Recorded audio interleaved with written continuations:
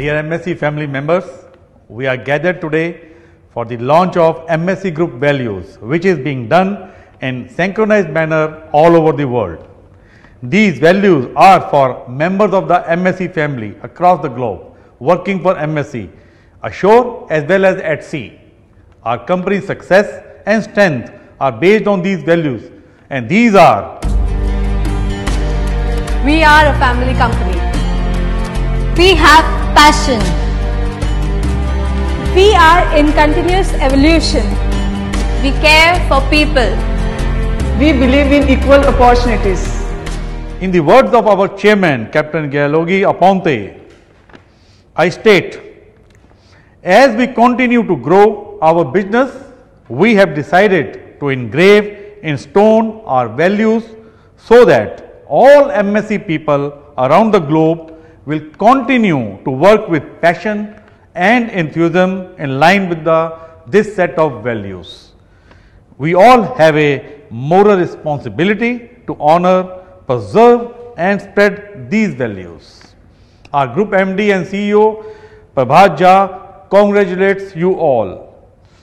I thank you all and I say, our history, our people, our family, together we are MSc. We are MSc. We are MSc. We are MSc.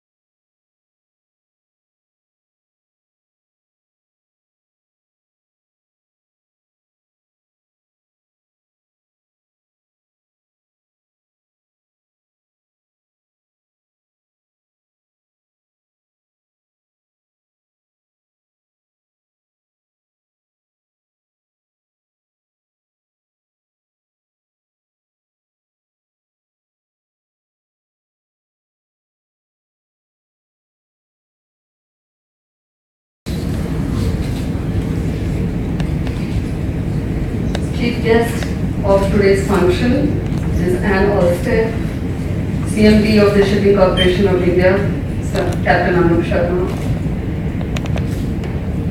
Mrs. Joshi, Doyens of the shipping industry, cadets, my colleagues. On behalf of the National Maritime Day Celebration Committee, which organizes this function, I welcome each one of you to today's celebration. I do this also on behalf of the Shipping Corporation of India and the Director General of Shipping. In 2018, the IMO celebrates its 70th year. The theme for the World Maritime Day 2018 is Our Heritage, Better Shipping for a Better Future. The IMO has developed international standards and conventions for almost all aspects of shipping, making it the safest and the most environmentally friendly mode of transport. Sea transport preceded road, rail and air transport by centuries. Explorers and traders in search of silk, spices and territory, whether it's the Vikings, the Cholas, the Arabs, the Romans, Vasco da Gama, Amerigo Vespucci, Marco Polo, they have all left their footprints across the earth. Recent research has actually revealed that southern India had direct maritime links with Europe as far back as the Sangam period, and that we're talking about 1st century BC.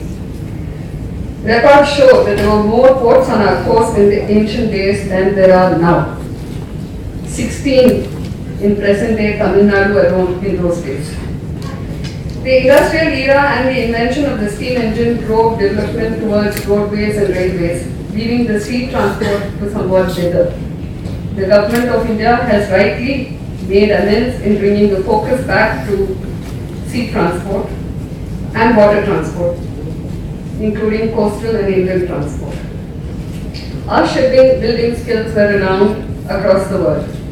It is the strategic barriers that were created by the British that saw the shipping yards fade into oblivion. The remnants of this skill is seen today as the rich sheikhs of Middle East opt to purchase their luxury wooden and even aluminium ships constructed by our craftsmen in our local shipyards. The skill and precision of these artisans were appreciated far and wide. The skills of our present seafarers are second to none.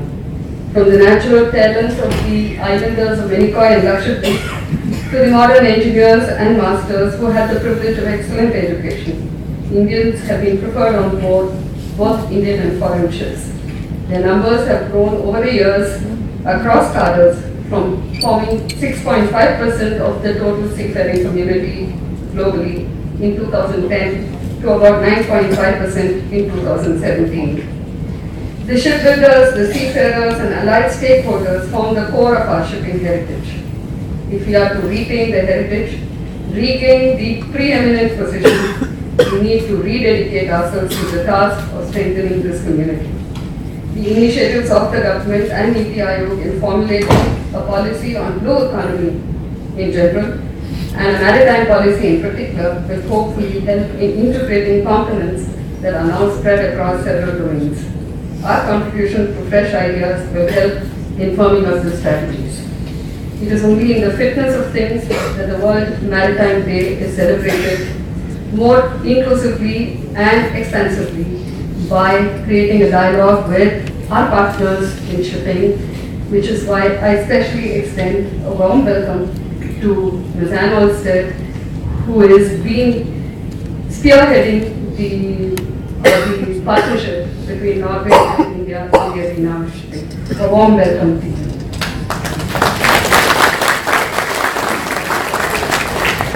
I would also extend felicitation to Mrs. Joshi and her team in the NMDC committee, which has organized this, which is continually, this is not the first one. She's taken deep interest and organized every single of these celebrations with great commitment, great innovation and creativity. I welcome you as well as thank you on this occasion. Also, I'm privileged to welcome Captain Sharma for gracefully agreeing to host this in this SCI auditorium. And once again, welcome each of you, and may our heritage prosper and may we look forward to a better future in shipping. Thank you.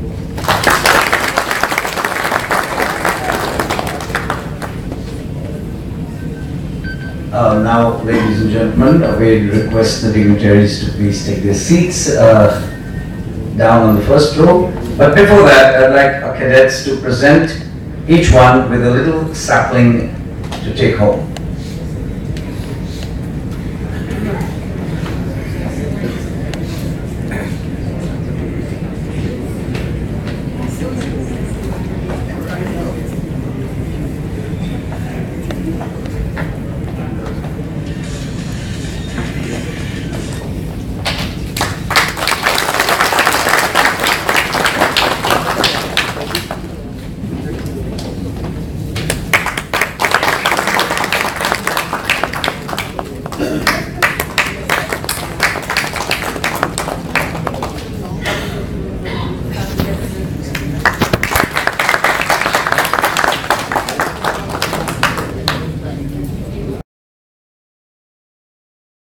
Mr. Kaitaklin.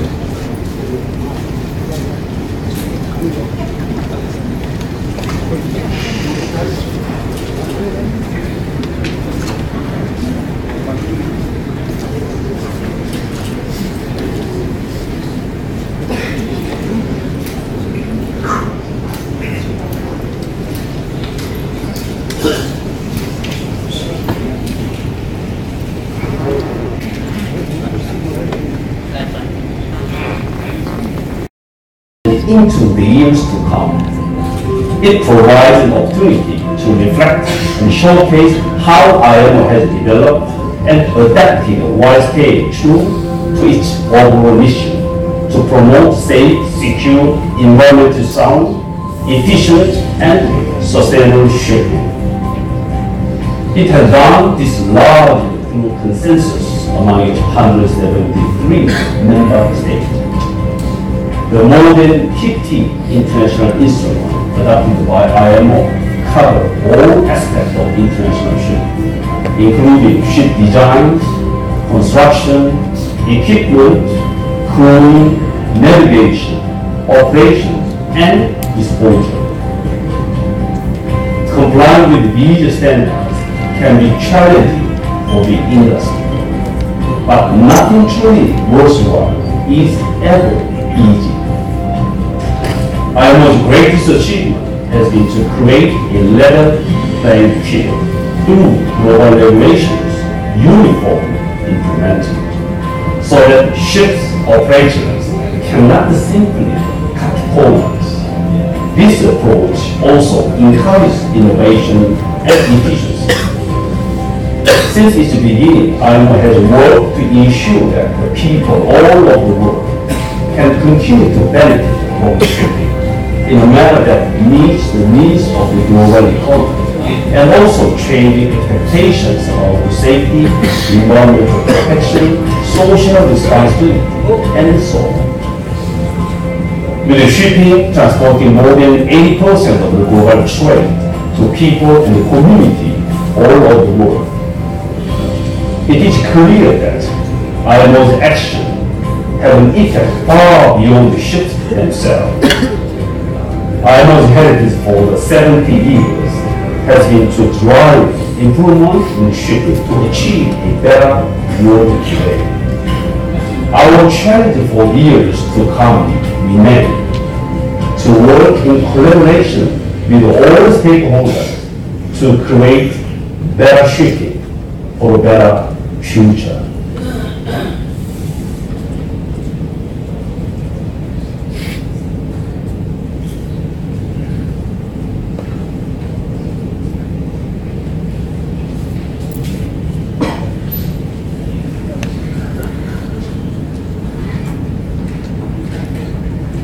Well, ladies and gentlemen, with that, we will now start our panel discussion. Our better shipping for better future. The list of panelists, very, very impressive. For shipping yesterday, we have Mr. H.K. Taneja and Mr. P.C. Jain. For shipping today, we have Captain Santosh Kumar Darokar, Mrs. Sangeeta Sharma, and Mr. Girish Sriram. And for shipping tomorrow, we have Mr. T.K. Sahu, Captain Rajesh Tandon, and Ms. Sanjum Sahi Gupta. And our moderator for this panel discussion is going to be none other than Captain L.K. Pandey. Well, ladies and gentlemen, I'm sure you want to know a little bit about each one of them, so it will take a slight amount of time, so please bear with me. Let me tell you about Captain Panda. Training ship Rajendra 1975, sailed many years, commanded various types of vessels, extra master's certificate in 89, joined the Maritime Administration as surveyor and rose to be nautical advisor to the Government of India. 25 years of service with the Maritime Administration. He has had a long and glorious career, having been Maritime Advisor to the Government of Iran. He has represented India at several national and international forums. He has also assisted the Admiralty Courts in India as an independent maritime arbitrator for many Admiralty matters and continues to be associated with the Admiralty Courts. Currently, Captain Panda is happy to share his expertise and experience with the maritime industry as an advisor and is presently engaged in promoting e-learning and green ship recycling activities in India. Our panelists, as brief as I can get it because they've all achieved so many things. Hari Krishna Taneja, Marine Engineer First Class, Chartered Engineer, Council of Engineering Institutions, UK, Fellow of the Institute of Marine Engineers. Well, he's a fellow in many institutes. So I'll skip reading all of them. He was one of the founder members of the staff of Indian Registry of Shipping. He was Chief Executive and Managing Director of Indian Registry of Shipping from 1990 to 94. He is a trustee of D.L. Shah Trust, Mumbai, and an independent director of 3 private limited companies. He is one of the founders of the Institute of Marine Engineers, India, and is the past president. A small brief of Mr. Premchand Jain. Graduated from DMIT, Kolkata, joined Great Eastern Shipping, sailed for 9 years.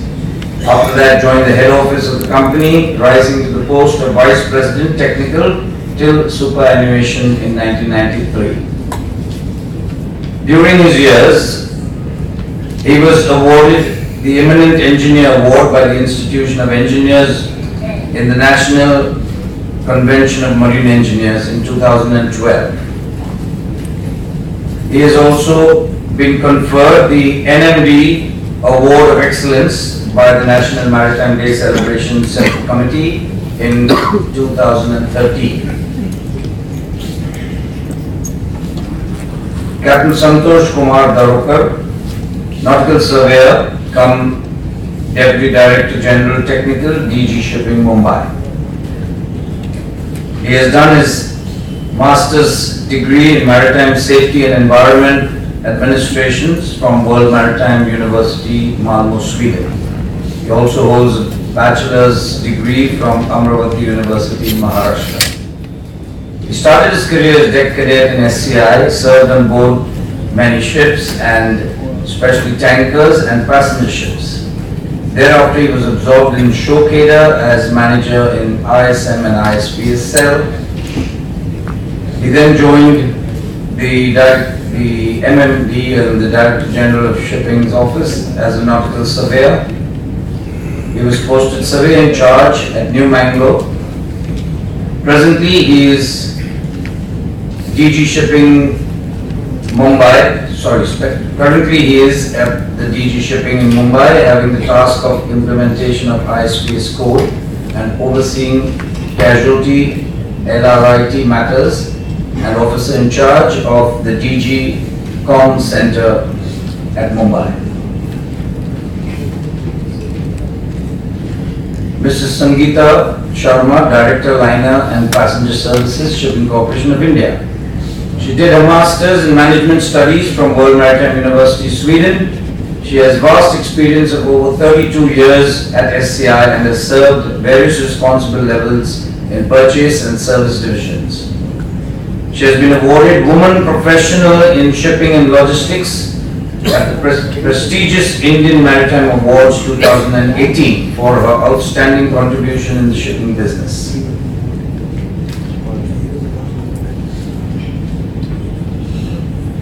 Mr. Sri Raman Girish, Area Manager of India, Sri Lanka, Bangladesh and Thailand at DNVGL. He is in charge of DNVGL's maritime operations within these 4 countries.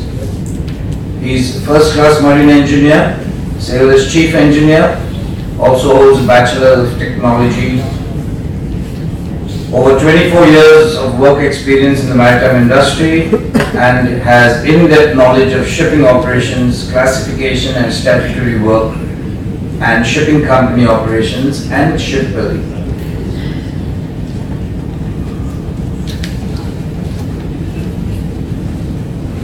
Tapan Kumar Sahu, graduated from DMET, first class ticket holder.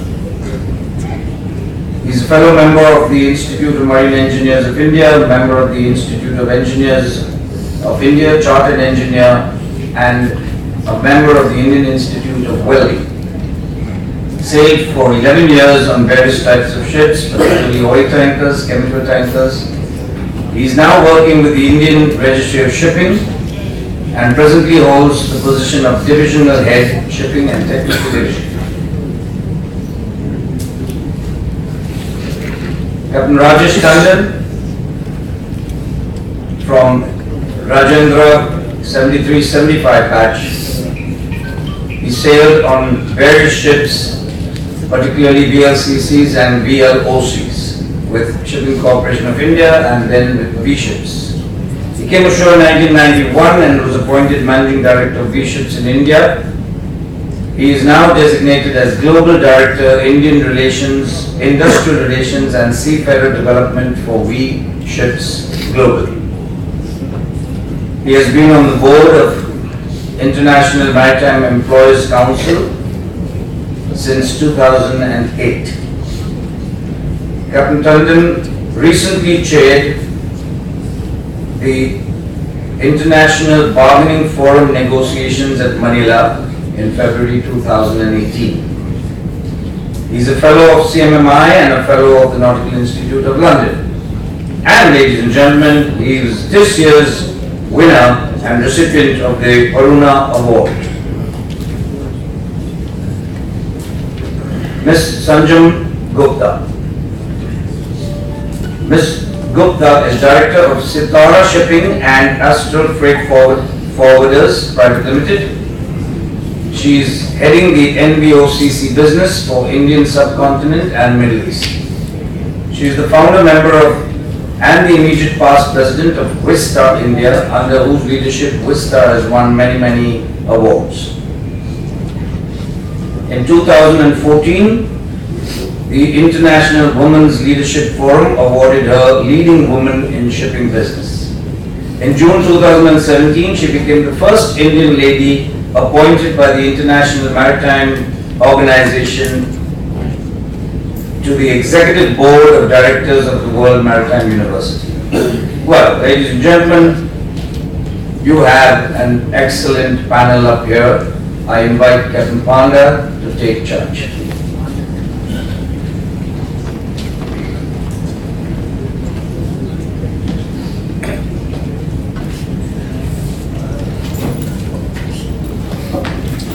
Thank you, President.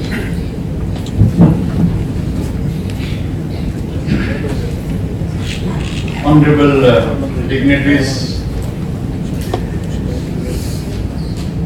without wasting much time, because time is quite important as I see, can I request the panelists to come on the dais, please? Mr. Taneja, sir.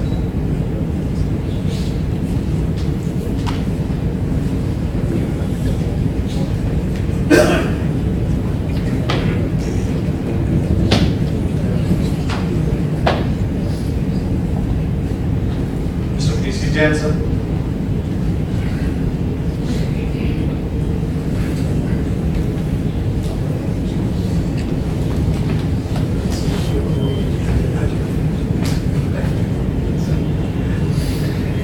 Captain Darokar, Ms. Sangeeta Sharma,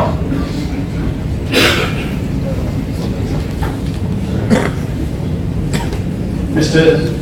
Girish Sriraman, Mr. P.K. Sahu,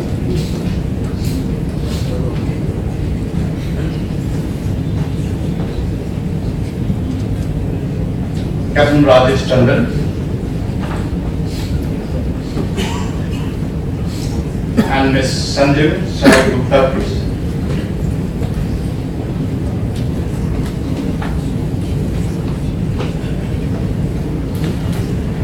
Thank you for joining me.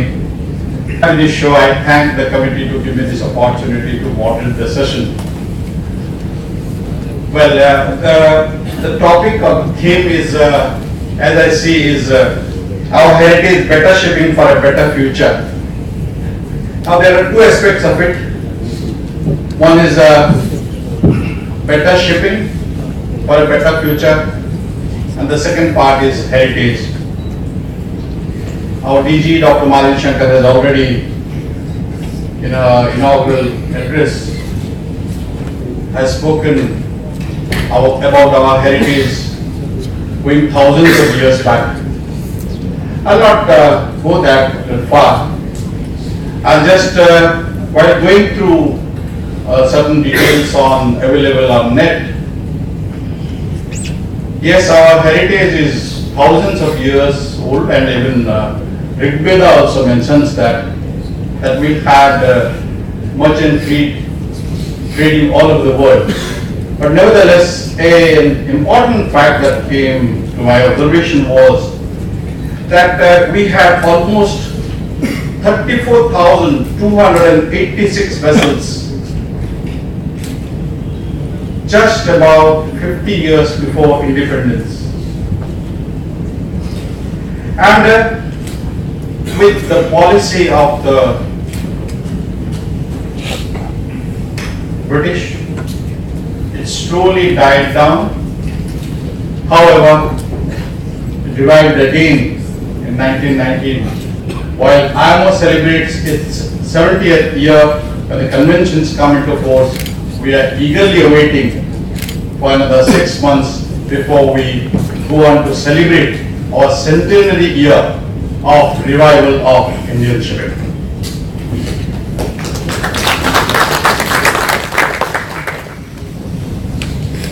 The very fact that it's essential to have shipping for the betterment of human lives, the UNCTAD report of 2017 clearly interlinks that the GDP is very closely linked with the shipping tonnage, and the GDP of the world is directly linked to the betterment of human lives.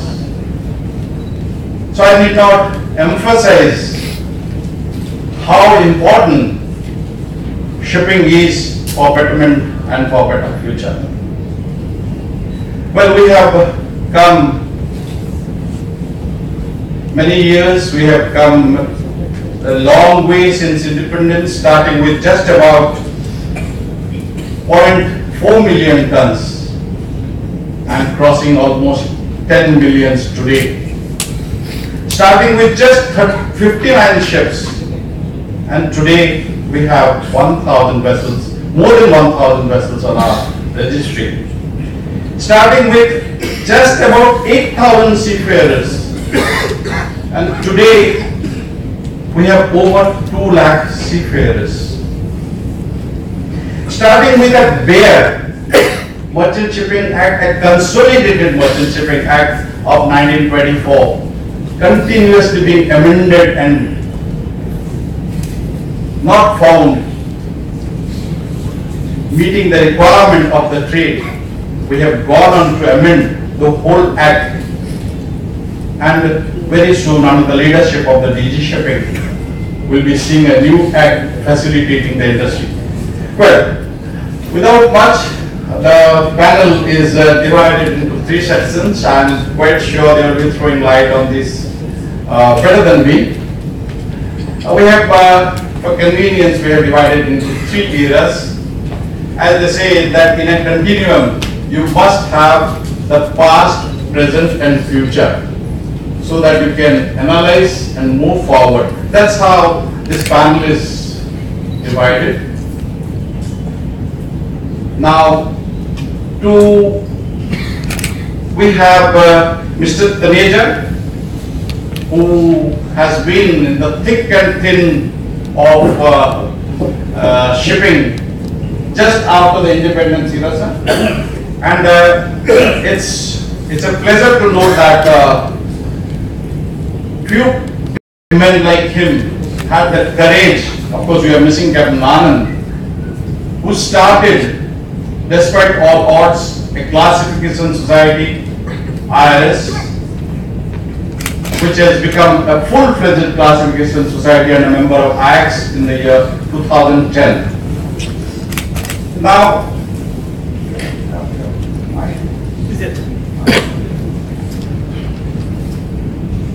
I would request Mr. Taneja to share his experience of sailing and his endeavor with respect to bringing up IRS to this level. And before, sir, I would request my eminent colleagues on the dais that because of the paucity of time, if you can restrict your views. I know you have plenty to say, but if you can restrict to just about 5 minutes so that we keep the schedule, and at the same time enrich from your concentrated viewpoints, I'll appreciate that. Thank you. It looks like we are the past of shipping. Yes. It looks like that Mr. E.C. Jain and myself, we are the past of the shipping, not the future of the shipping. But before I start, I'd like to share something with you. Are you able to hear?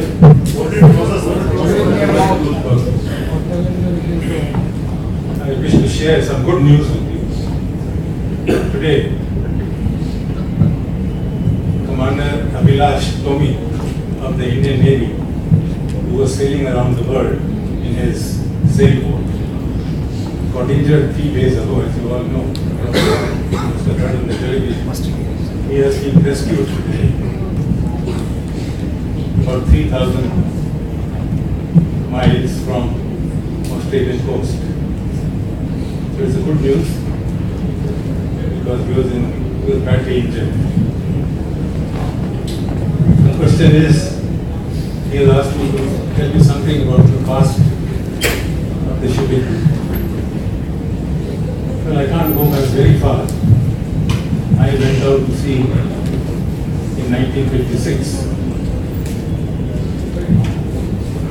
In those days, I can't say the ships were made of wood and the men were made of steel. But I think it's very close to that. The ship was not made of wood, it was still strong enough ships. And the men were definitely made of steel, I can vouch for that. We had some tough times. The shipping was in gold terms in those days. It was not as what you see today. I sailed on my first ship was a Victory ship. Victory ships were the ships that were built by America during the World War II.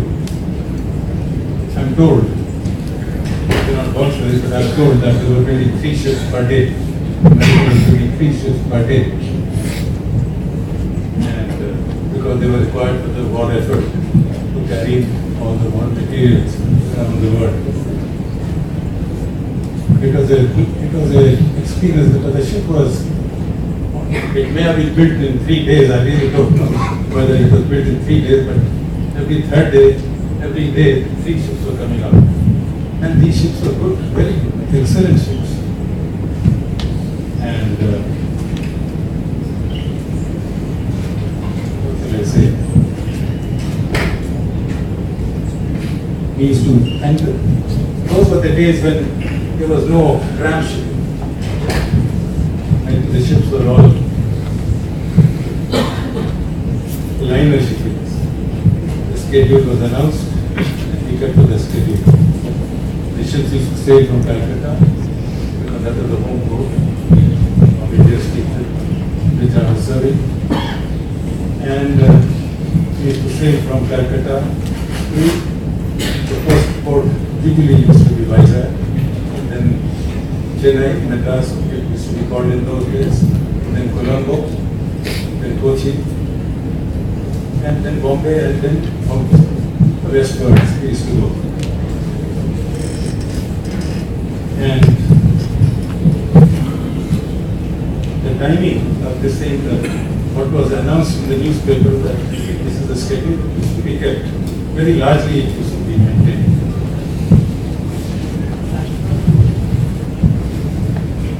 As for Indian Register of Shipping, you had asked me about the Indian Register of Shipping. Let me tell you, I think that was one of the best things that has happened in the last few years. Indian Register was started in 1975 by a decision taken by the cabinet and the central cabinet that we should have a classification society of our own in India. And a steering committee was set up to look into this subject.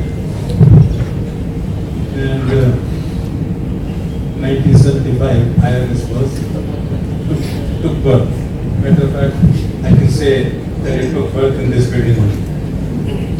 We were on the 7th floor of this building. Our first office was, we had no tables, we had no chairs.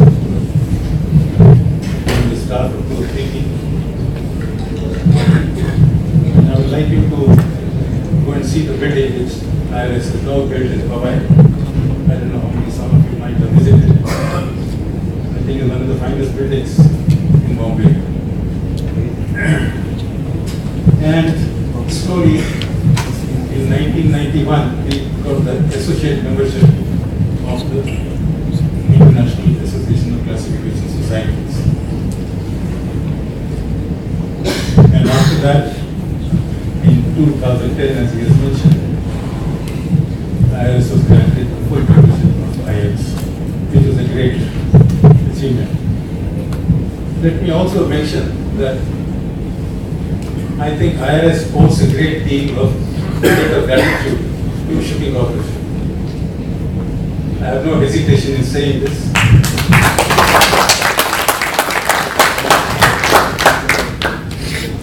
The kind of help that we received from Shipping Corporation and India Steel Tube, I think let me also mention, because Captain Nand was at that time the managing director of India Steel Tube, and we received tremendous amount of help from them. Without their help, I don't think, because we did not know that our salaries for the next month will come from where. And it was a very crucial time. I think so, if I may say, I think IRS was also really supported well by the DG Shipping and the Government of India. We ensured, the DG Shipping ensured that every vessel under Indian flag has to be classed under IRS. Yeah, well, it was the decision of the government, and therefore the support was there, and that's how the IRS has come up with this. Without the support of the government, it couldn't have happened at all. I do acknowledge that the Ministry of Shipping and the DG of Shipping is great source of support to IRS. Without their help, nothing. You see, lots of people think that IRS is a government organization. It is not a government organization. It is an independent company under Section 25 of the Companies Act. But it had received the support of the government when it was needed. I think it was badly needed at that time, because without that support, I don't think we could have had a national classification society of our own. Thank you, sir. And of course, with the formation of IRS, they have helped the Indian shipping industry by leaps and bounds with respect to maintaining quality on ships, which were as good as any, and till date I think the load line is still allocated by the IRS, and I hope IRS continues this good job.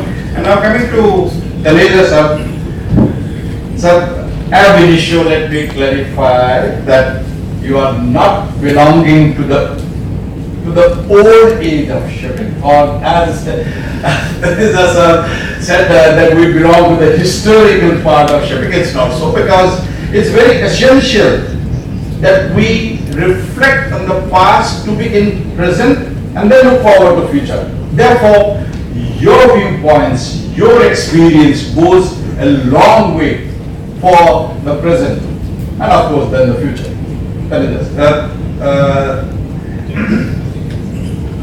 Please.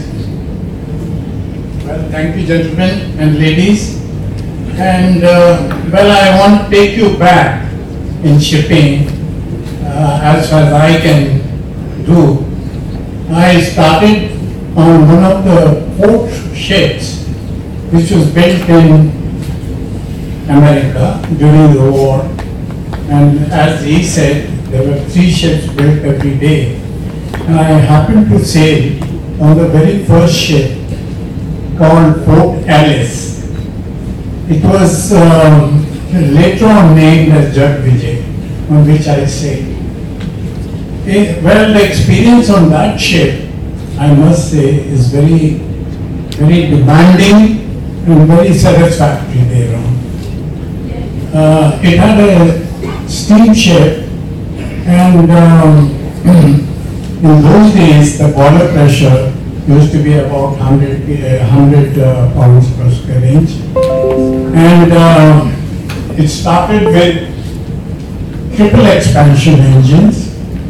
That means the steam generated by the boilers was in 3 stages, and these triple expansion engines were very common those days, and the boiler used to be the main feeder. Now, the triple expansion engine, which many of you may not have seen or experienced, it had a steam engine which you had to feel the bearings that they are running hot or not. Nowadays you get automatic readings of temperature, but here there was no such thing, and you had to put your finger to see whether the bottom end is running hot or not. That made you tough engineer, sir. Yeah, well, that was one. And then, of course, we had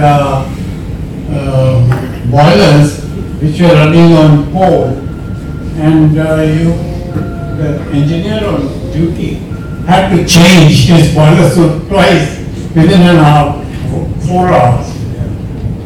That was very common, and then slowly we migrated to better shipping, and we got diesel engines, and that also, I must say, in Great Eastern Shipping, we did a lot of diesel ships. Now, I would like to go back to a little bit of shipping as such, as it started. When we had coal-fired ships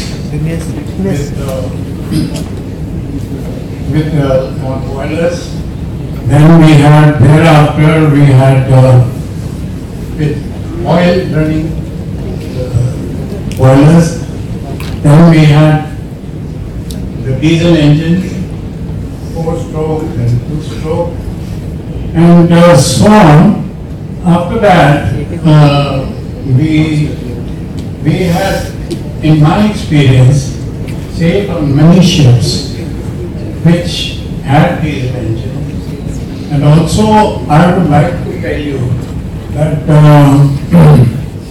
shipping as such started with cargo ships. Then, after the cargo ships, there was tramp shipping, there were tankers, and after the tankers, there were oboes, oil bulk and road carrier. Of course, everybody should know that. But I happen to sail on all these classes of ships and had the experience of running those vessels.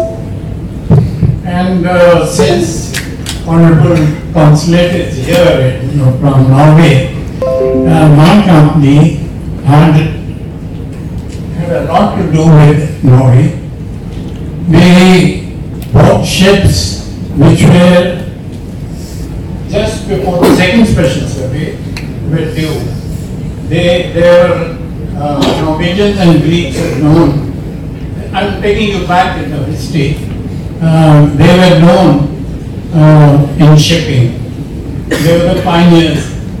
And my chairman, Mr. Wazenchik, he somehow fell in love with Norwegians and Norwegian ships.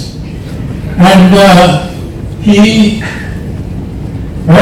I personally, I sailed on a ship which had diesel engine, and it was built by Norway.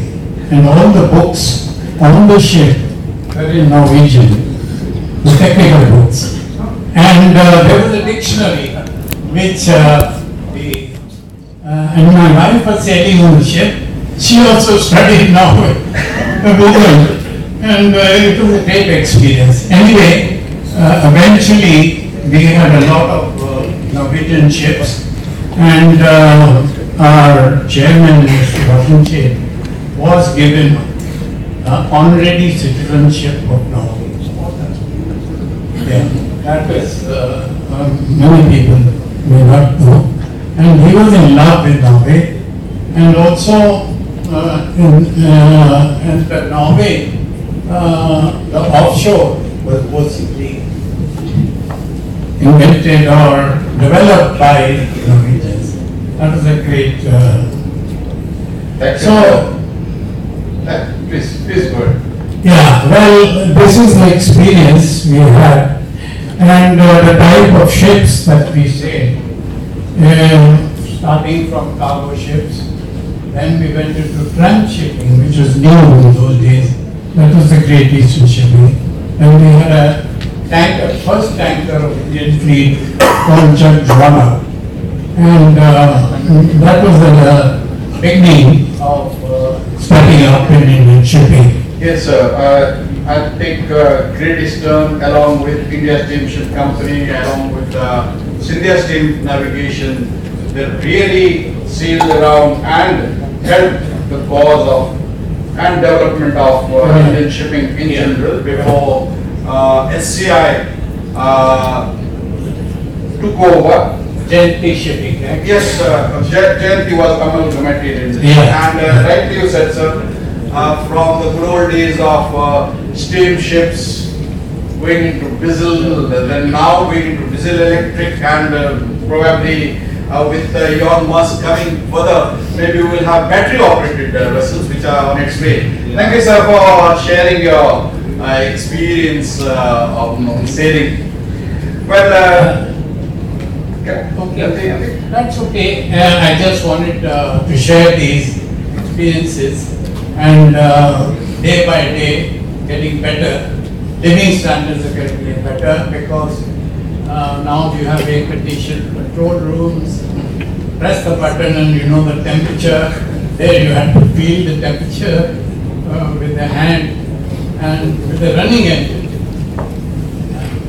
Anyway, I thought shipping has come a long way, and it will keep going up, and we may have a ship someday they call where there's no CO2 or no emission. Yeah. So thank you very much, and I have. Thank you, sir.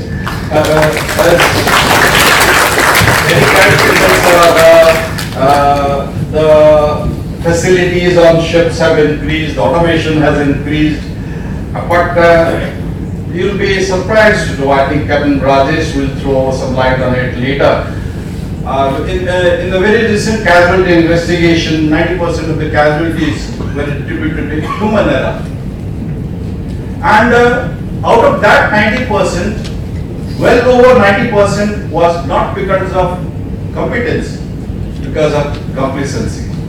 Now whether that complacency comes with because of the comfort or because of, well, it's a matter of debate. Now going into the next stage, I'll not say again the recent or the present state. The role of administration is very important to ensure safety culture on board the ship and to ensure that shipping is safe. And in that, what we have noted over the years, and the WTO's report which talks about the logistics, they categorically state that communication is one of the 7 parameters for improvement of logistics and supply chain. Communication and traceability of any transportation unit, including a ship, is the key for improvement in logistics. Noting the fact that logistics cost is almost 15% of the commodity. Every maritime nation or a nation involved in transportation activities must ensure that efficient communication is maintained. The DG shipping has gone a long way, and I'm quite sure at present it will be improving. Can you throw some light on communication aspects file the DG shipping with the maritime industry? Well, with respect to the communication, as well aware that we have a Digicom center here at Mumbai, now Bhavan. Each and every incident is being reported there by the RPSL and stakeholders of the industry. And we are, whatever the incidents are reported, the incidents are being taken care, whether it is a crew measures, whether it is accident, whether it is a death on board, whether it is missing incident on board, whether it is overboard incident. All these incidents are basically analyzed, they are reported, and after reporting, we are basically carrying out the analysis of that. Coming to the point of Digicom Center. Digicom Center was at the beginning in 2004. It was started with respect to the implementation of ISPS code, maritime security point of view.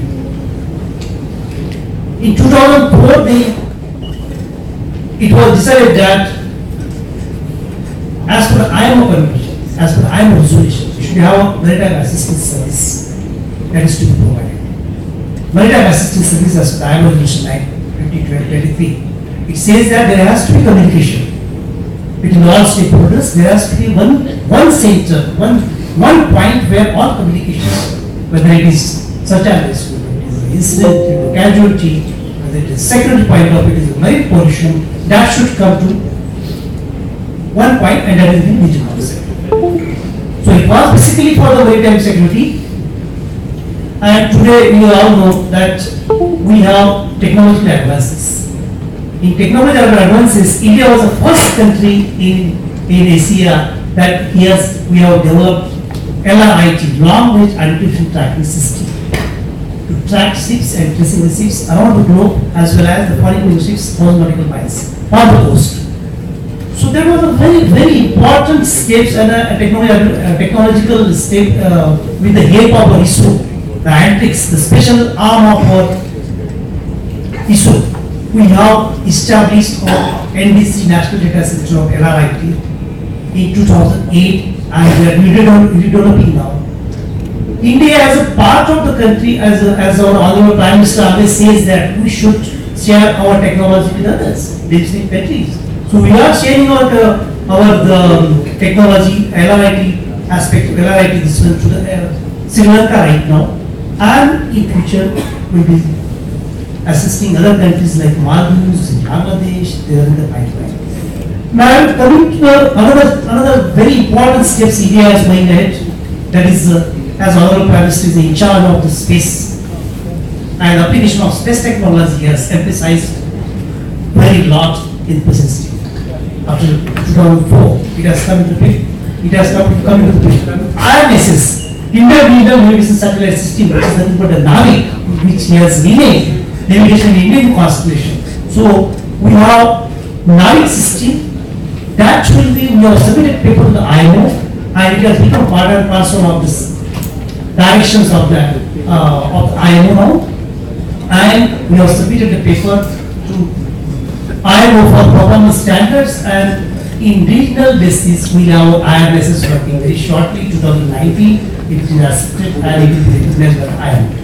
Coming to the point of welfare facilities, also ISPS code has come into the picture in 2004, 2006. As I said, Digicom Center was developed. It was Captain Pala who was basically 2004 implemented ISPS code in India, and Captain Napresa was there, where he was not only advisor to the government of India at that time. So we are proud to say that yes, we have developed these instruments, and particularly the SOLAS convention, SOLAS India.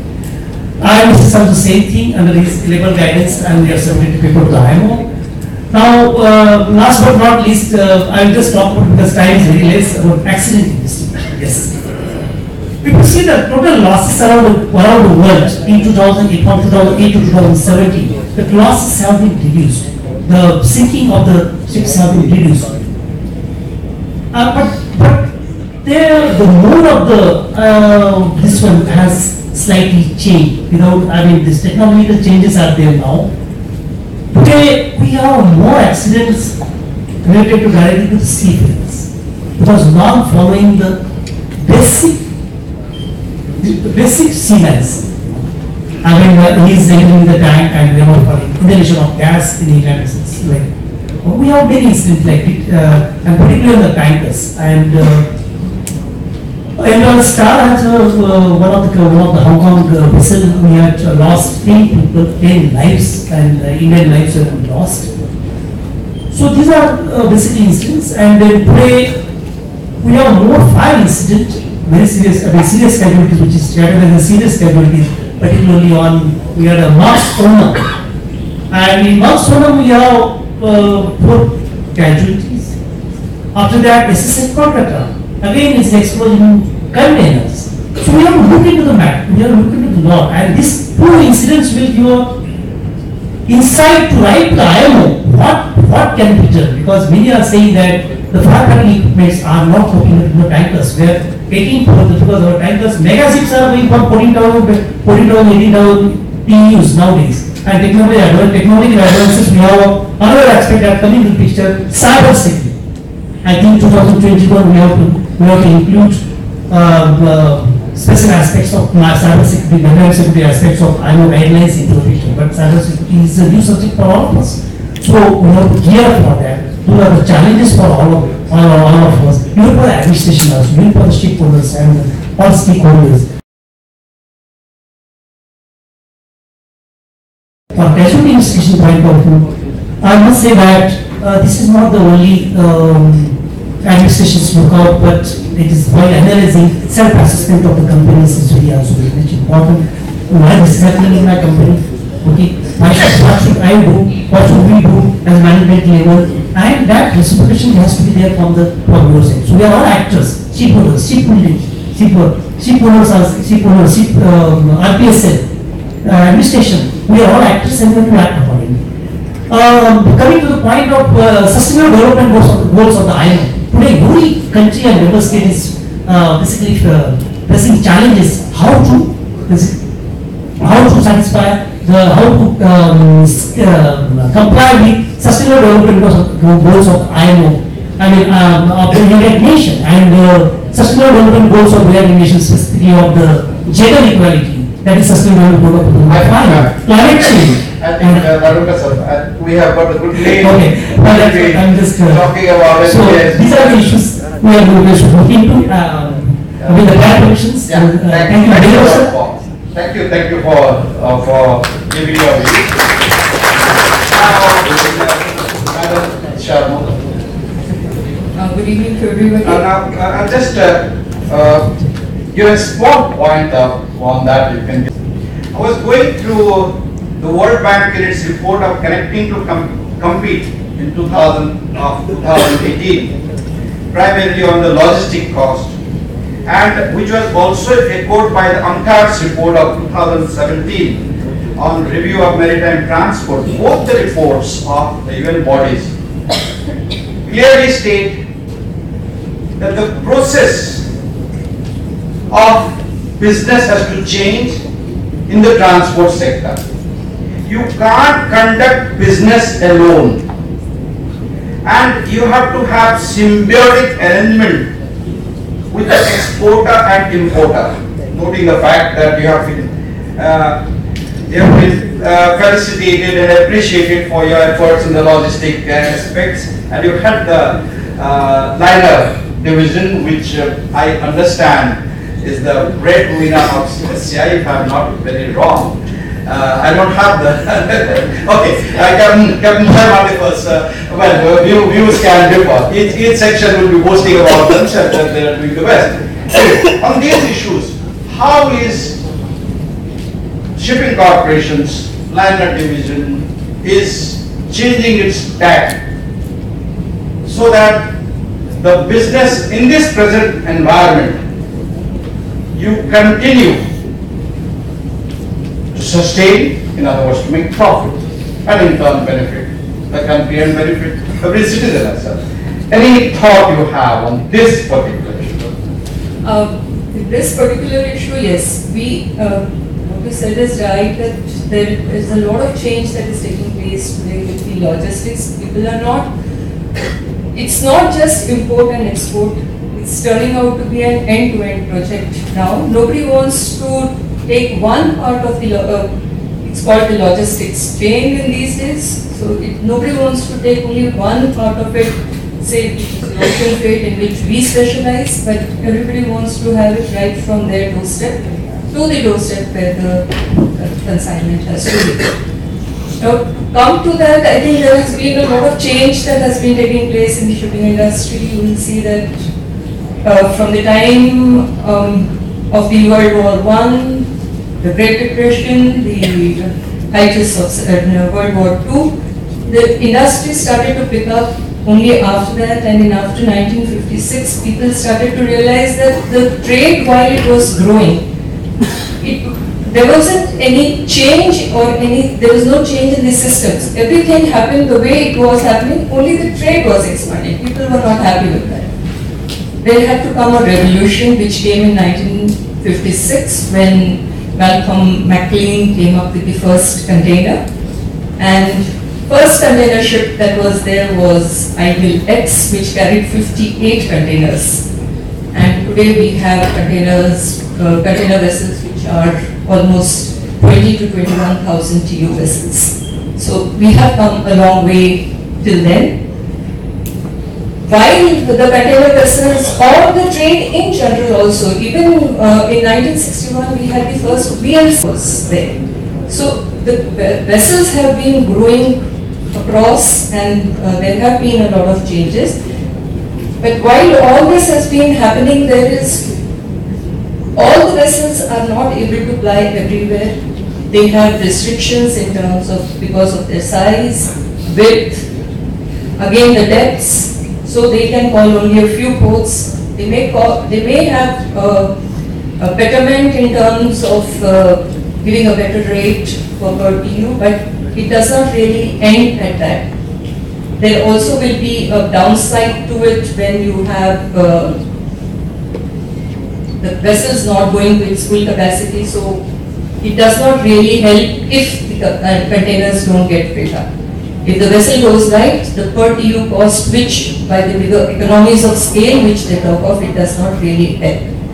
Again, with this type of vessels coming in, now we see a lot of change, because we find that the business is becoming more regionalized. You will find that currently you will find that shipbuilding is taking place in some particular regions only.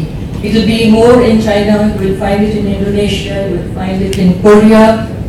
Whereas you will find that the recycling is happening in India. It's happening, I think India is the largest at 33%, and you have it in Bangladesh, you have it in Pakistan and China. China is at, I think, 11%, Bangladesh is at 6%, and Pakistan is at 9%. China is no more there.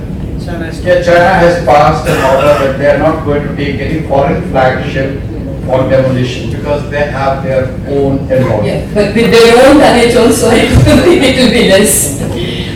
And then again you have the ship registration, which is also not happening. That 70% of the gross tonnage of the nationals of the owners are not the owners of the registry of the ships. Ship ownerships also is now mostly with Greece or with Japan. You have it with China and Germany. Liner shipping companies, you will find that there are 3 major liner shipping companies today, and with all the alliances and mergers and acquisitions that are happening, the lines are getting lesser and lesser, but the vessels are definitely increasing, so it is not really helping the cause of lesser tonnage, which would help grow. Then some of the trends which are reshaping the international market transport are by ways of ordering cost, pricing initiatives, logistic structures, supply chains, and competitiveness in the level of integration in global transport. The markets were disrupted, like everyone knows, in 2009, and we are still feeling the effects of the same. The environment concerns and sustainability imperatives are also gaining momentum with the climate change in particular, and related energy nexus is arising as potentially the game-changing trends. Shipping being highly dependent upon oil for its propulsion at this moment, we have to look at alternatives to it where the green, towards greener and low carbon footprints, and finally the fuels will have to be brought in which will change the now to get a better fuel we'll have to have shifts which will entail financial implications as well as policy changes within the governments. Today, fossil fuel is the one which we are using, but probably the future fuel would be LNG, which we need to see. The prime concerns since the loss of Titanic almost 100 years ago was when IMO started looking at and coming up with different conventions and regulations. The first one was in 1974, Safety of Life at Sea. Second one was in 1978, Standards of Training Certification, Watchkeeping for Seafarers, STCW, and in 1973 it was modified in 1978, Prevention of Pollution from Ships, that is the MARPO. Besides that, there have been very many other conventions also which has come, but I think I will leave it for the technical person. Thank you.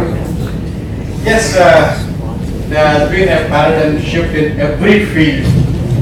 And in fact, when I was going through the Danish Finance Shipping Review report in 2017, what the report says that the fourth revolution which is coming, driven by the digital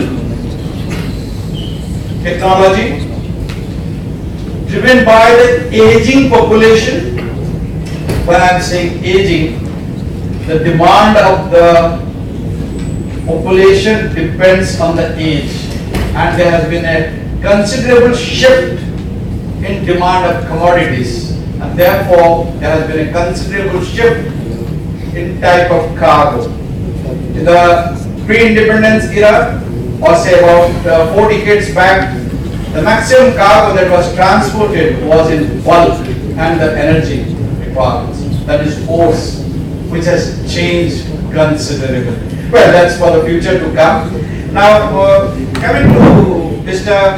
Girish, being the head of DNV GL, and as I understand, after merger of GL with the DNV, probably you have the maximum number of ships.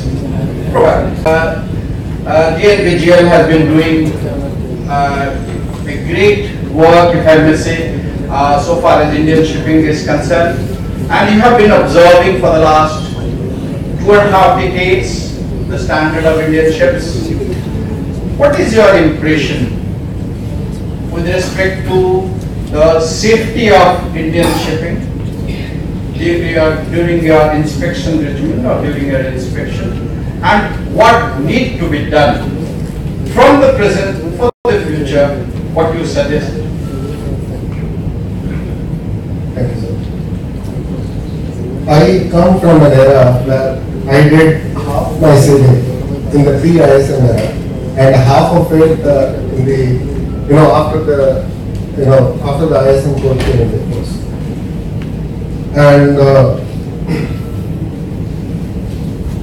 I also should say when I joined my first year, we had close to around 50 seafarers on board, and on my last vessel we had maybe 26, 27. And when I look at it today, when I go on board ships, we have maybe 16, 17 seafarers, or maybe even more. So,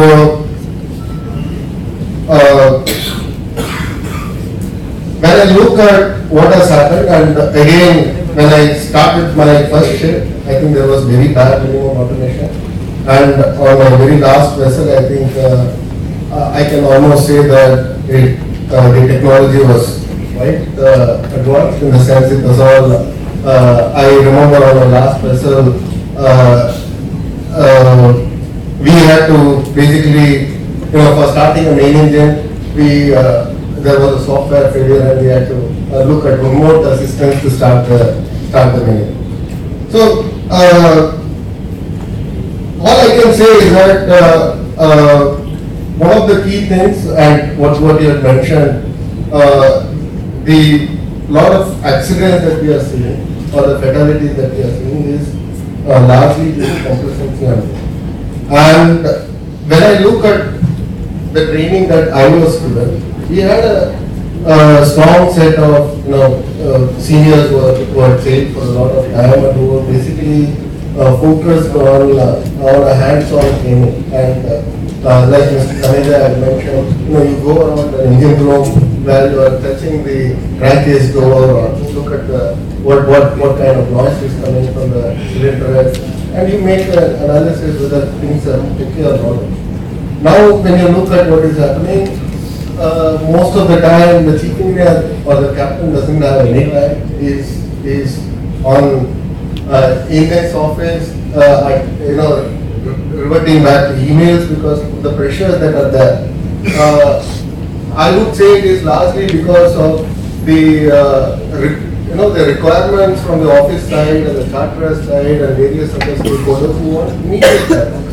And technology has got its own downsides because the situation is such that you have the capability to send an instant email or make a phone call. So people are expecting, unlike the olden days when I was sailing on my first ship, we used to get a telex, and that used to happen maybe once in 2 or 3 days. Otherwise, we used to be. So I would say that the pressures are there where with the lesser number of manpower, there is not hardly any time for people to train the youngsters on board. And that is one of the reasons where, we are talking about ISM today, and we have come back to the same this thing where we talk about risk assessment and toolbox meetings and all. These are actually fundamentals. And this is what we are taught. Very recently, I read a beautiful article which criticized the ISM code and said that it has killed the innovation part of a seaman, and the checklist being forwarded by the company to the ship and even by the AX members to its constituents has given rise to the ticology culture. Instead of really seeing a thing, and the plethora of information being asked from the ship to the head office is a statistical his delight, because in the name of analysis and future prediction, more and more information is being asked. Well, I mean, that is the world we have to live in. No, run away from it. I agree with you, sir, and that's where I think the spirit or the principles behind the ISM code, when it was brought in, it was lost. Well, I will not give that kind of sweeping comment. I'll reserve it. I'll leave it to the IMO to decide, because they have put it on the shipping community to implement. But nevertheless, all of us will appreciate that while moving from the reactive era to the proactive era by the IMO or any inspection regimen, there will be differences, and I'm very sure the world body will be looking at it, the AX will be also looking at it, and thank you, sir, for your views. Now, extending further from the reactive to the post-active, or reactive to proactive methods, I'm quite sure that quite a few conventions which are coming, which will have its own problems with respect to implementation, nevertheless will definitely improve the safety on the ship. So Mr. Sao, with your experience of over 1.5 decade in IRS, can you just give your views on the new convention or the new regulations which are coming in the name of improving the safety on shipping.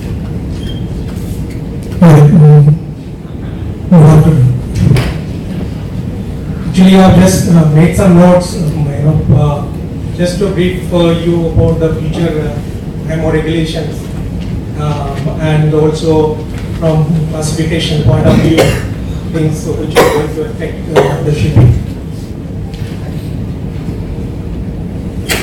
So, it is the first thing. What comes to our mind is the 0.5% sulfur cap, or for the next 6 requirement, which is immediately coming, which will be requiring ships to have a choice of different types of fuel or the technology which the ship will be using. Ships of 5,000 GT and upwards will be required to collect fuel collection data starting from next year, 2019, which will be reported to IMO. And that data will be collected in the beginning year and will be analyzed further, and further decisions will be made what to do next. Concern regarding climate change is going to prompt decarbonization by using non-fossil fuel as we already learned. This will call for use of other sources of energy like wind power, solar energy, hydrogen fuels. 1 week back, we saw one hydrogen fuel train, making a test run in Germany. Possibly that will give us ample lead for use of the technology of ships. In future, we will see battery operated ships, or rather big batteries storing energy. Especially those will be used on smaller ships with less propulsion power and on shorter runs. Major reduction of maritime emissions will come from energy efficiency measures by ship design, adoption of new technology, and improving operational efficiency. IMO estimates that by 2020, around 200 million tons of annual CO2 reductions will be done annually by the implementation of EEDI for new ships and SINK for existing ships, and which will rise to around 420 million tons of CO2 annually. When we come to the future, we think about what is happening at present, digitalization. As Sir said, the industry is going through an industrial revolution. So we'll see a lot of digitalization taking place on ships. It will change the way the shipping is being operated and managed today. Digitalization will be used extensively in the coming years to enhance performance and deliver new efficiencies. Company will be able to collect data, analyze data, and advise ships on weather routing, navigation, and fuel consumption. Operational parameters of machineries will be captured using sensors and will be available in the company's office, which they can use for diagnosing if there is a reduction in performance of machineries or implement the condition-based maintenance system. Paper-based logs, record books, certificates will be the things of the past. We'll have electronic record books, log books, and e-certificates. As digitalization, integration, automation will change, seafarers will be required to have new skill sets to operate such ships. Robust risk control measures will be required to put in place to protect such ships by way of cyber risk management. With the progress of information and communication technology, future will see the advent of autonomous shipping. Ships remotely controlled from shore or fully autonomous and with no man on board. While part of the shipping world is discussing about pros and cons of autonomous shipping, some section is already looking at the changes and regulations that would address the serious concern or challenges that autonomous shipping is likely to throw up.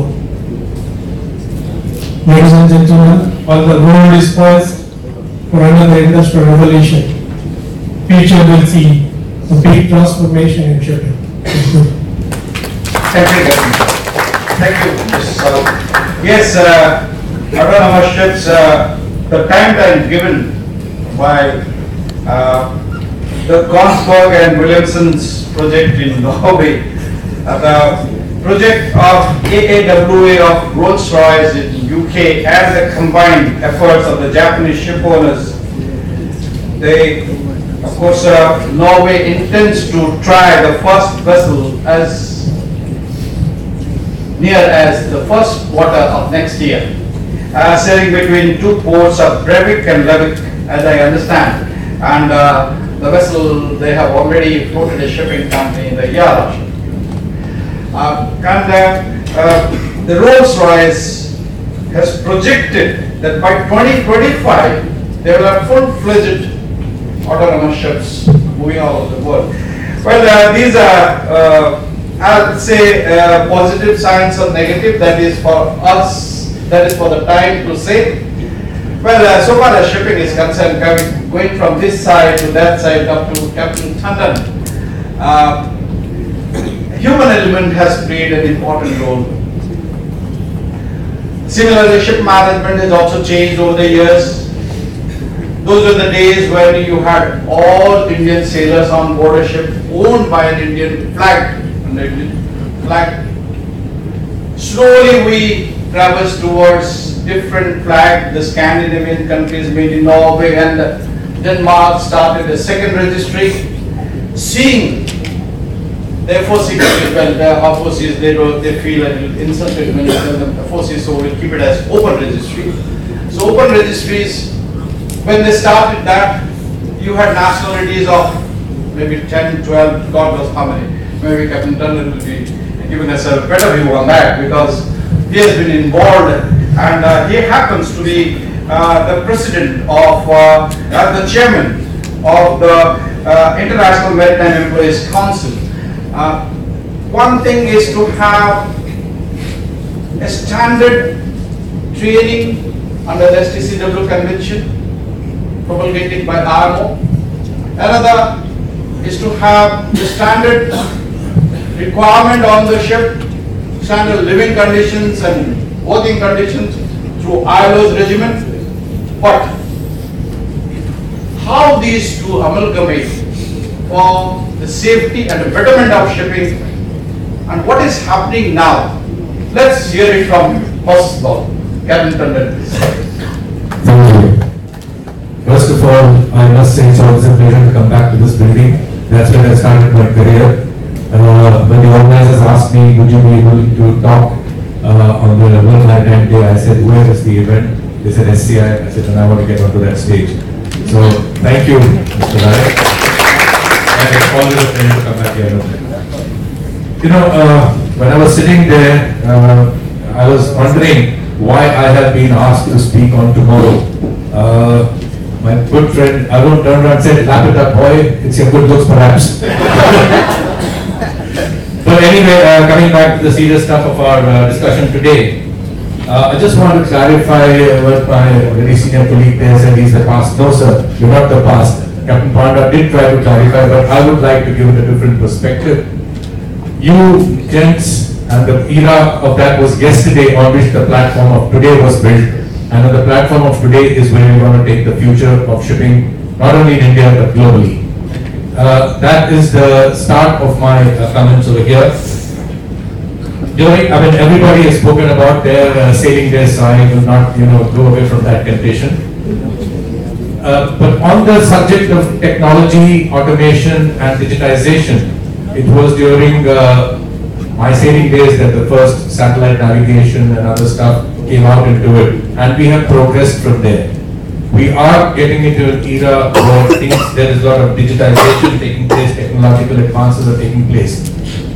But very often we are, when an accident takes place or an incident, unfortunate incident happens, given the nature of our business, which is multinational and global in nature, we need to find a place where we can put the blame.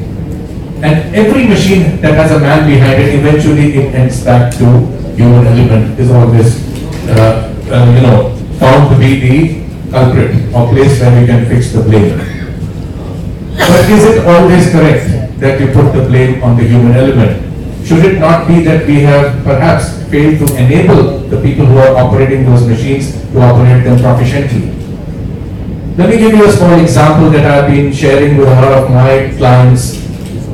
When these electronic engines came in, Wärtsilä, MAN, BMW, etc., the first set of engineers that goes on board is trained at the shipyard, at the institution where the engines are built. But then, given the prohibitive costs, there is not more than 5% people who actually put the people through the actual physical training in the facility of the engine makers. They try to do quick fix arrangements, 5-day training.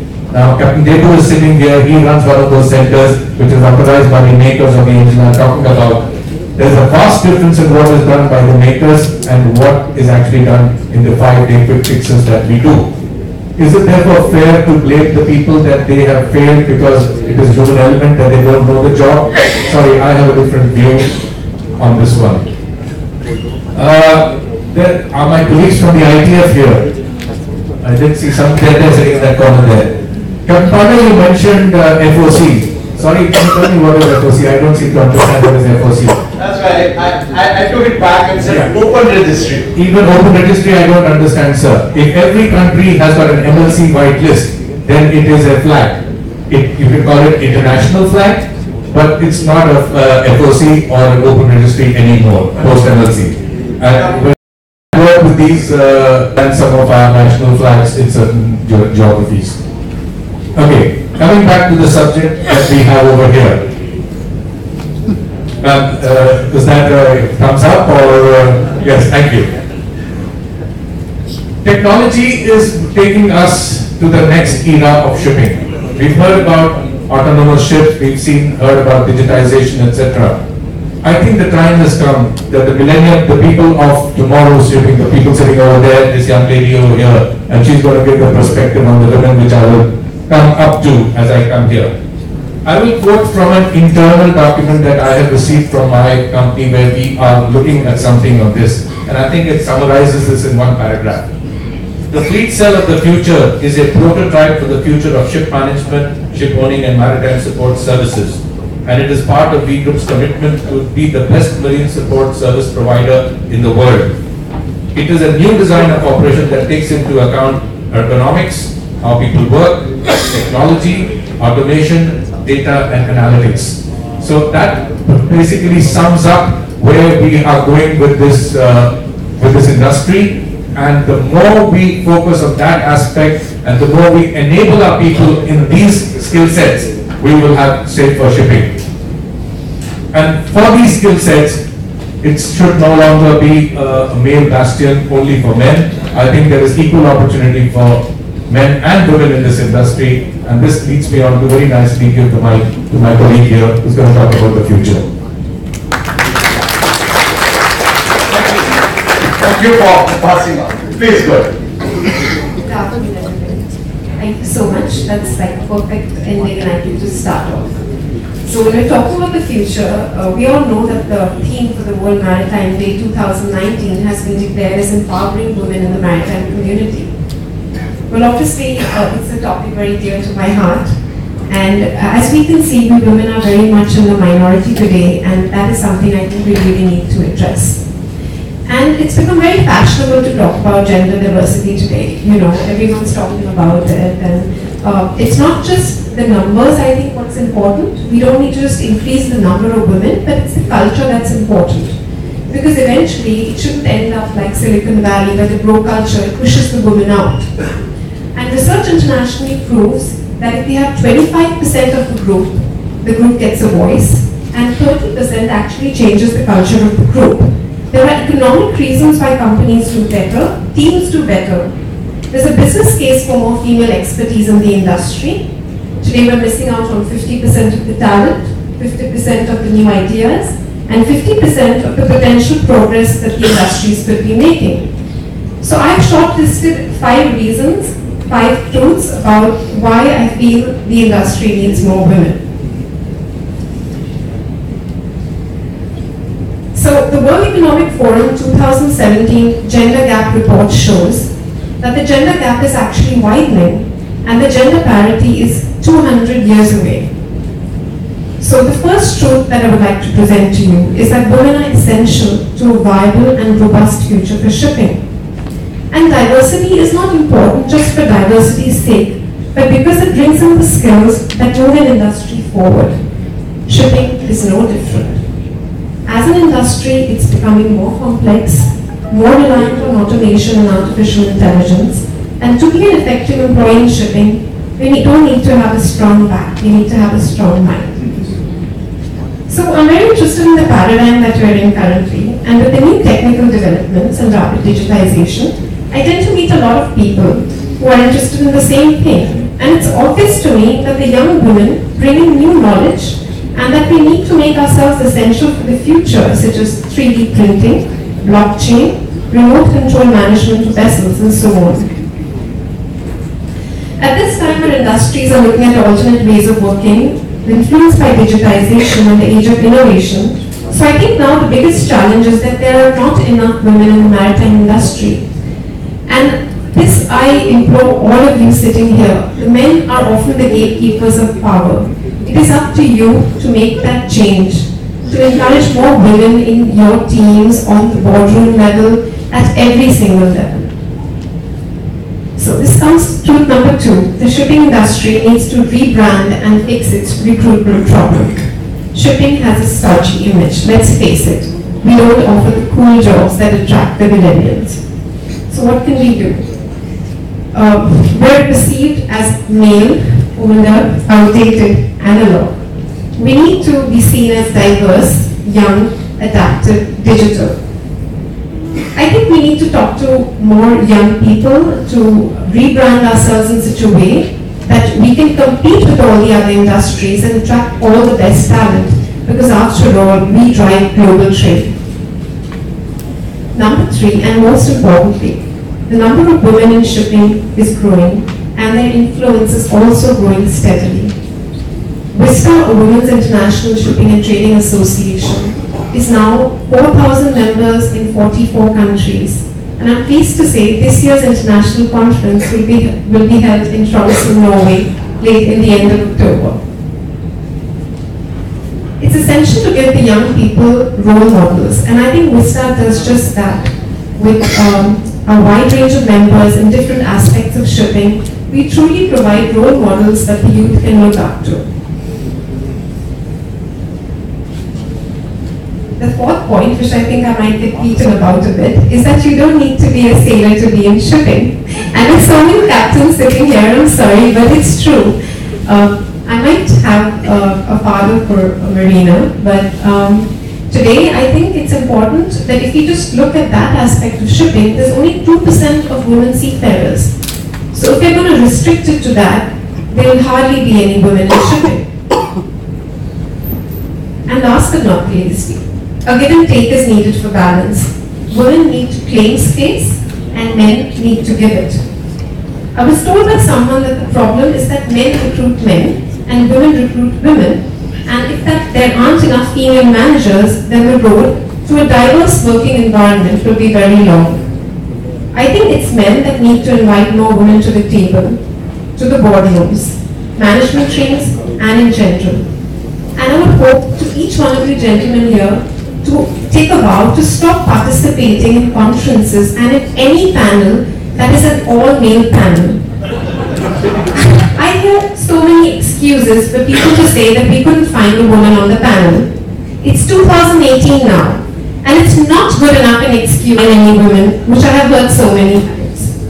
And for the women, I'd like to say, every invitation to speak or participate, you must take up. Occupy more space. Be more visible. Be a role model to everyone in your surroundings. Together, we have an exciting journey in front of us. Thank you so much. Very well said. Let me say, as like you said, that the commitment must start from the top. I think in the last 15 years we have had 3 leading EZs. Well, and secondly, we are also proud to say that this year, last year, Captain Radhika Menon was awarded by the Army. We are also, may I inform that I don't have the exact name, I think Mrs. Bala. She's already a surveyor in the IRS. So there are quite a few lady seafarers, is that the right word instead of sailor? Okay. So seafarers are coming to shipping. Now, oh, that's right. Okay. So there has been a significant.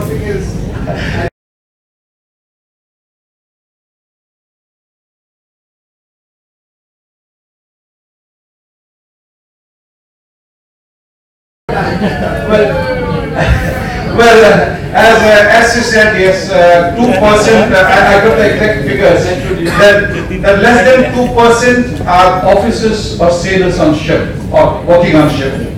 9% are in the upper middle in shipping firm, and less than 50% is the workforce overall in shipping. So shipping has to go a long way.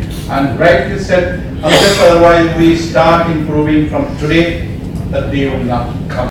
I thank all the panelists for supporting me, and I thank you, ma'am, for listening to us, and I hope our viewpoints will have some thought process in you, make you feel proud of our heritage, make you feel to take steps which will ensure or bring in a culture of safety. And with this, I again thank my panelists, and I thank the organizers for giving us this opportunity. Thank you.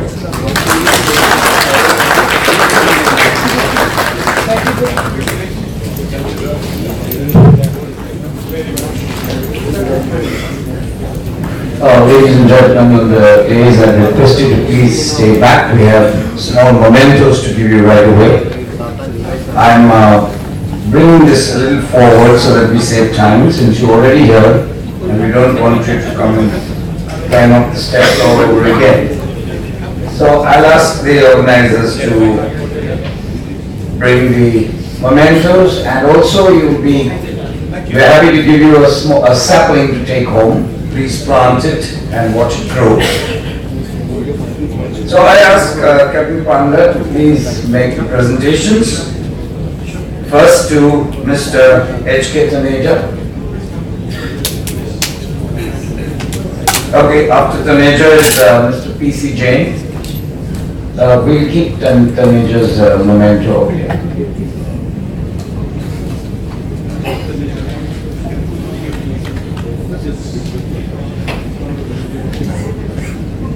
P.C. Jain, please.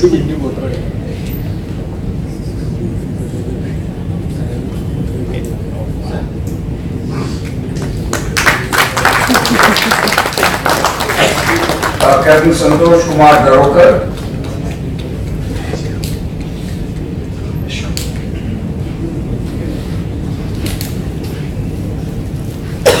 Well, thank you very much for the organizers and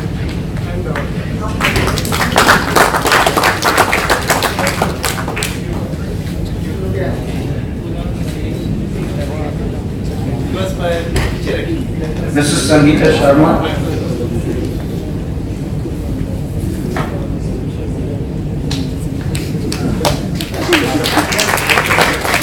Mr. Girish Sriraman.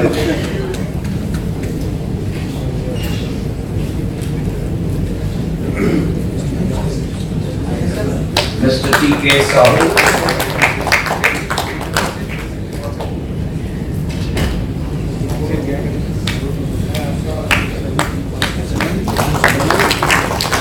Captain Rajesh Nandan.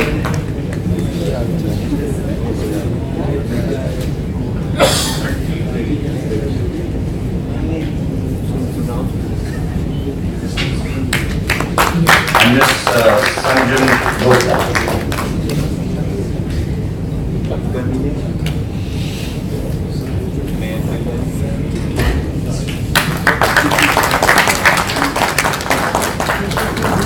I now request Mrs. H.K. Joshi, Chairman of the Organizing Committee, to present a memento to Captain Panda.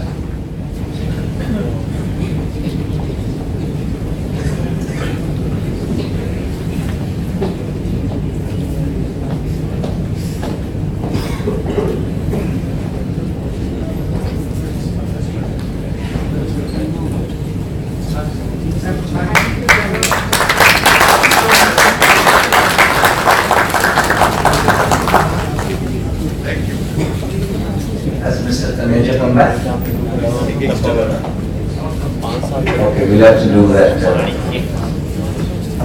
I think my panelists will allow me a few more minutes, please. Because I believe you have generated a thought process in the audience. So they are going to ask you a few queries, which is good. That shows the involvement of the audience and our work well done, if we may say. So, since the organizers have permitted me just about 10 minutes, I can only take 4 questions, that's about all. So please, point the question to the panelist from whom you expect a feedback, stating your name, so that the answer can be given to your satisfaction. Please.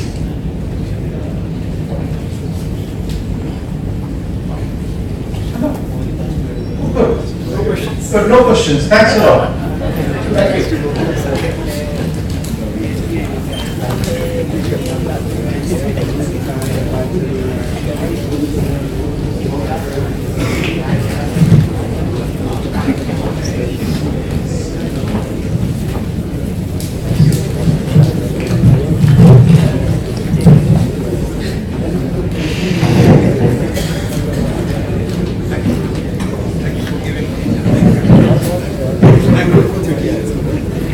Now, ladies and gentlemen, we have another very, very interesting event. We are going to release a book written by Captain Vancheshwar. A small brief about Captain Vancheshwar. He holds extra master's certificate and a doctorate in maritime safety administration. Subsequent to his sea service, he served the Government of India for 29 years, including as the nautical advisor to the Government of India for 9 years. Further to that, he served 2 world maritime bodies of the UN, that is the IMO, for 5 years as an expert, and he served the World Maritime University for 15 years, and he was a founder professor and is now Professor Emeritus. He's written this book, The Lucky Leap of a Boy from Mountain to Sea. I've been told that it is practically an autobiography. So, you will read the life of Captain Vancheshwar, The Lucky Leap of a Boy from Mountain to Sea. I'd like to invite the dignitaries to the dais to release this book. Madam Olstad, Dr. Malini Shankar, Captain Anup Sharma, Mrs. H.K. Well, I need you because you have a speech to give later. Captain Vancheshwar.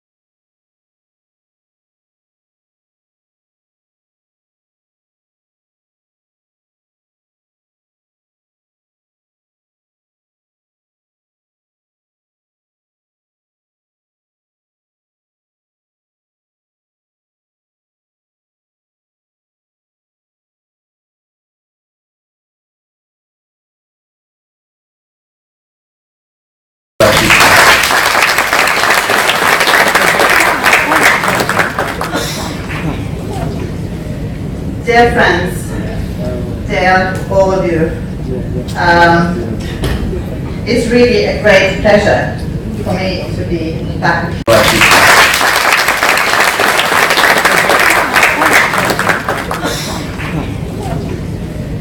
Dear friends, dear all of you, it's really a great pleasure for me to be back in India, because as you understand, I was ambassador to India for 5 years, from 2007 to 2012, and now I was asked to come back and start up collaboration seen from Mumbai. And Mumbai is all about the maritime sector. So you understand, I'm having a very interesting time. A special thanks to Director General for Shipping, Dr. Marini. I call you Dr. Marini now because we are good friends and we are doing a lot of interesting projects together. Also thank you to Captain Sharma and to Director Joshi that visited me in my office just a couple of days ago. Really interesting to meet you. So you see, you have some high-level women in top positions within the shipping industry. Be proud of that. But of course it was wonderful to listen to the young panelists, because the shipping industry is really changing as we speak. It's becoming really a revolution taking place there. And India and Norway both have long maritime history. Shipping activity in India has been from the dawn of the Indus Valley civilization. And Norway, we take pride in our Vikings who traded internationally more than 1,000 years ago. India, unsurprisingly, dwarfs Norway in almost every numerical comparison. However, in relative length of our coastlines, Norway is many times bigger. For Norwegians, ocean is both a way of life and a way of living. Building a blue economy and a sustainable shipping industry is now a goal of many coastal nations, including India and Norway, together in collaboration. Working together to create joint sustainable solutions for shipping industry is essential, as we all are connected through the oceans, more than ever. Oceans are really connecting the world, more than ever today. The Norwegian government's ocean strategy has taken a strong stance for increased international cooperation. And Norway's Minister of Development, Mr. Nikolai Astrup, recently visited Mumbai to participate in a conference on the future of the ocean space. Here he stressed upon the importance of blue economy as a driver for sustainable development.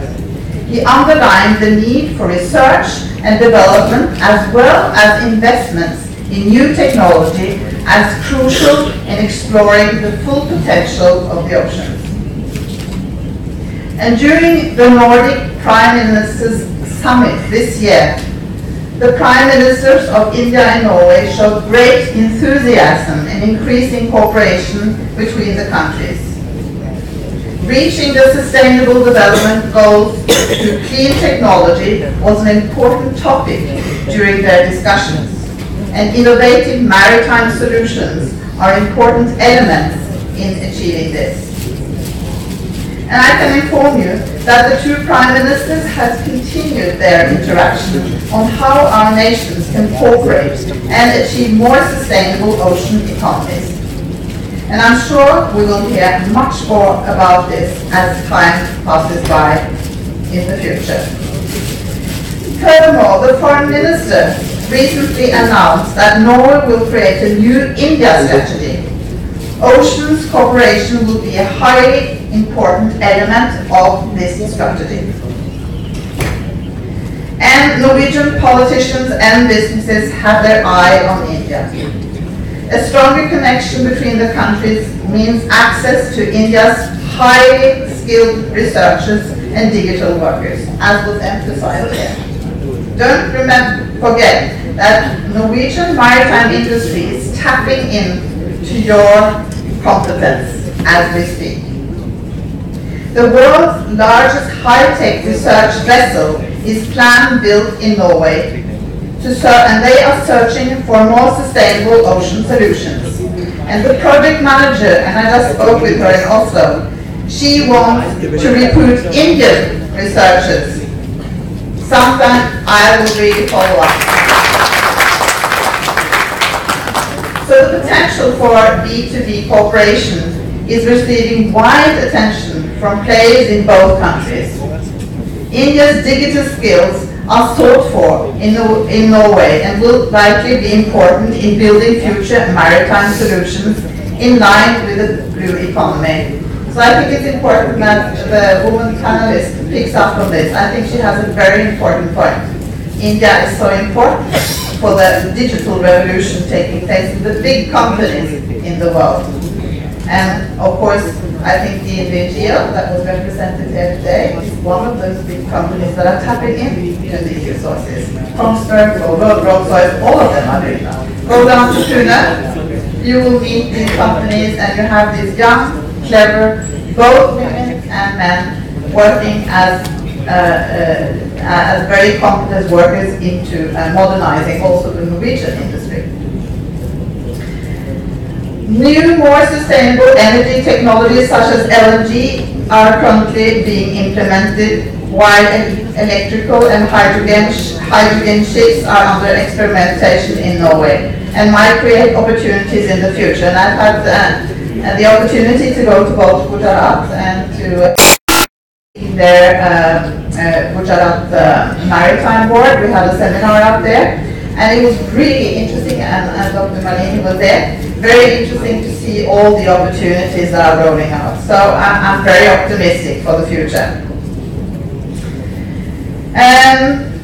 So you understand that it's really interesting for me to come back to India, being now Consul General in Mumbai, and experience all these opportunities that are coming to me every day. And people, businesses are coming to my office, and I see a great opportunity. So therefore, it's a great privilege for me to be here today and to meet all of you, because I hope we can meet again soon and work on business opportunities between Norway and India within. Thank you so much for inviting me.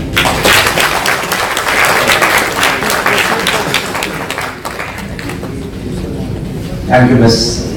Ann Olstead. We'd like to present to you a small memento. I invite Dr. Manvi Shankar, as Chairman of the Maritime Board, to please present the memento and a sapling as well.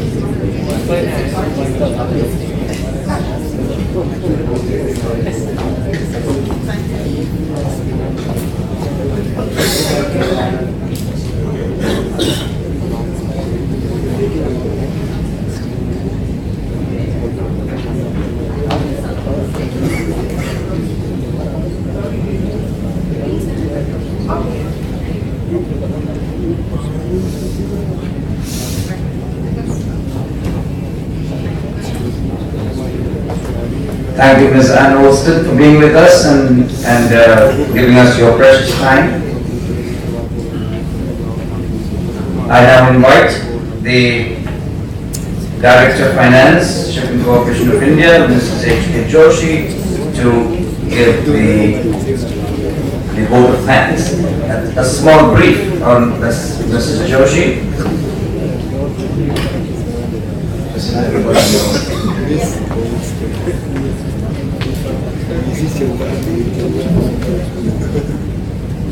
It's a common saying, so I'll be repetitive, all good things do come to an end. So I think we are almost at the end of this evening. Good evening, ladies and gentlemen. I've been given this honors task of proposing a vote of thanks. There have been dawns of the industry, there's stalwarts.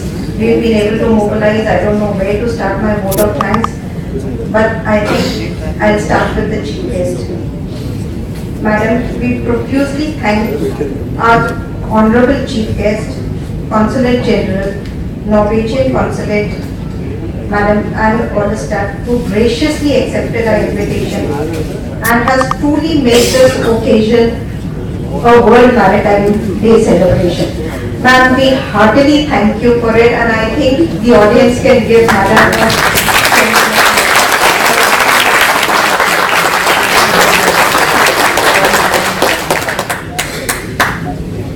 next in line, it will not be out of place to thank Director General of Shipping, Secretary to the Government of India, and the Chairperson of NMCC Central Committee, our very own Dr. Malini Shankar.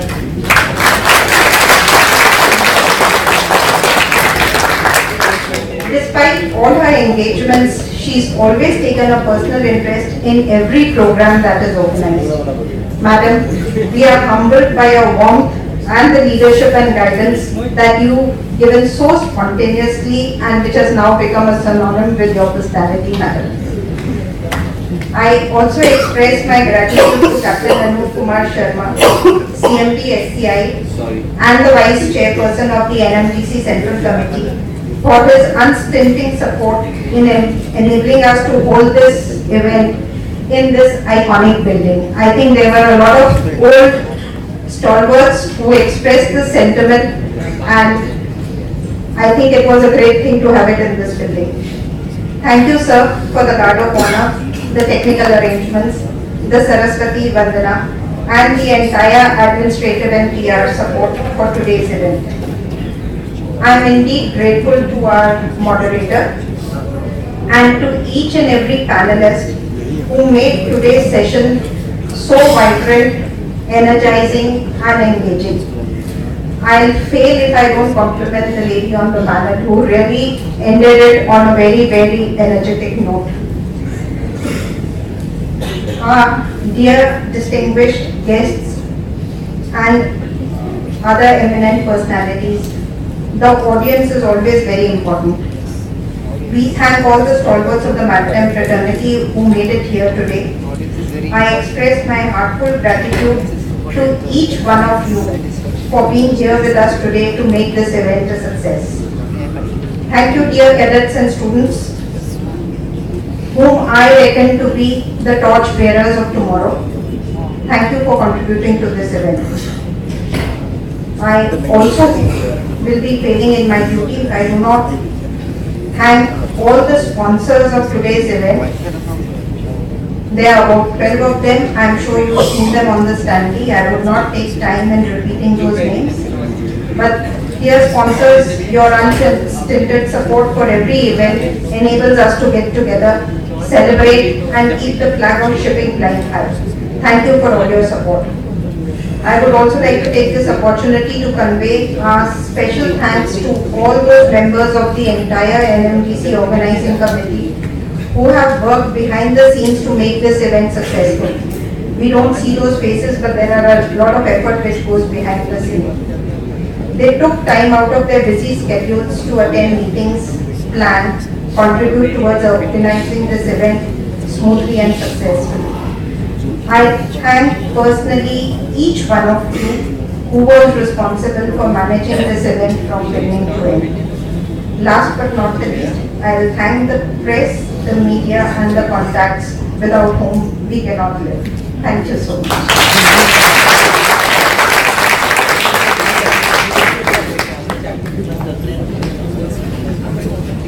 Well, ladies and gentlemen, Mrs. Joshi has thanked everybody, and I now end this on a nice note. I'd like to inform the cadets that they will have their snacks on the 17th floor, and if you would please use the lift I think from this side.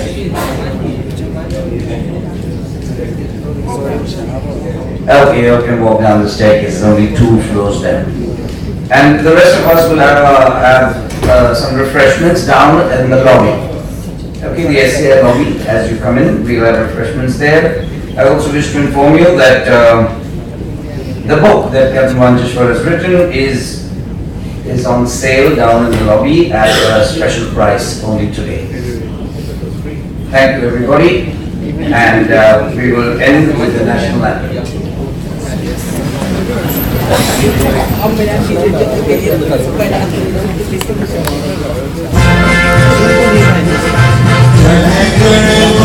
अधिनायक जय भारत भाग्य विधाता पंजाब सिंध गुजरात मराठा द्राविड़ उत्कल गंगा विंध्य हिमाचल यमुना गंगा उच्छल जलधि तरंगा तब शुभ नामे जागे तब शुभ आशीष मांगे गाहे तब जय गाथा जन गण मंगलदायक जय हे भारत भाग्य विधाता जय हे